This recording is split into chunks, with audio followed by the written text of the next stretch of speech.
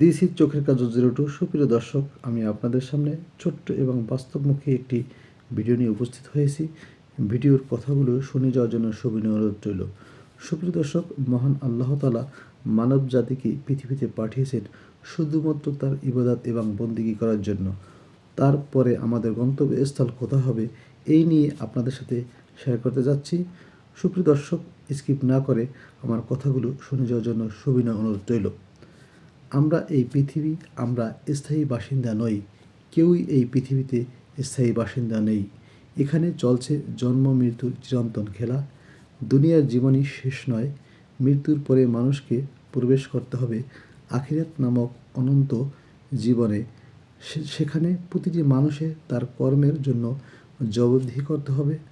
মহান আল্লাহ তাআলা দুনিয়ার জীবনে মানুষের সকল কর্মকাণ্ড রেকর্ডের ব্যবস্থা করেছেন এবং সেই দিনই উপস্থাপন করা হবে। অর্থাৎ পার্থিব জীবনে যারা সঠিকভাবে আল্লাহর প্রতিনিধিত্বের দায়িত্ব পালন করবে তথা তার নির্দেশিত পথে জীবন পরিচালনা করবে, তাদের জন্য রয়েছে পুরস্কার। আর যারা খোদাই বিধান লঙ্ঘন করে সমাজ বিরোধী বিপর্যয় সৃষ্টি করবে, তাদের জন্য রয়েছে কঠিন শাস্তি এবং দাউ দাউ করে জ্বলা জাহান্নামের ভয়াবহ আযাবের দুঃসংবাদ।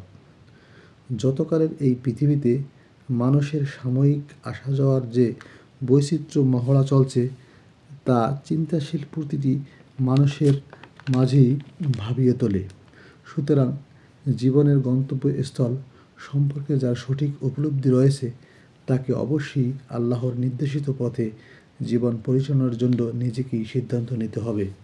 সুপ্রিয় দর্শক, এই পৃথিবীতে আমরা ক্ষণিকের মেহমান। জন্মের সাথে সাথেই একদিন চলে যাওয়ার সময়টাও নির্ধারিত হয়ে যায়, শুধু তারিখটা আমাদের অজানা বা আমরা জানি না। সেই ক্ষণস্থায়ী জীবনের ধন সম্পদ বা অহংকার কিংবা হিংসা কিছুই আমাদের সাথে যাবে না। যাবে শুধু আমাদের কাজ, আমাদের আচার আচরণ আর মানুষের মনে রেখে যাওয়া স্মৃতি। তাই এই পৃথিবীতে থাকার সময়টুকু যেন বৃথা না যায়, এটাই হওয়া উচিত আমাদের সবচেয়ে বড় দায়িত্ব। যদি আমরা একটু মানবিক হই, একটু সহানুভূতিশীল হই আর সাধ্যের মধ্য থেকে ভালো কাজ করে যাই, তাহলে চলে যাওয়ার পরও আমাদের অস্তিত্ব বেঁচে থাকবে মানুষের দেয়া আর ভালোবাসার মাঝে। সুপ্রিয় দর্শক, এই পৃথিবীতে আল্লাহ তাআলা আমাদেরকে পাঠিয়েছেন অল্প, অর্থাৎ ক্ষণিকের জন্য। চলে যেতেই হবে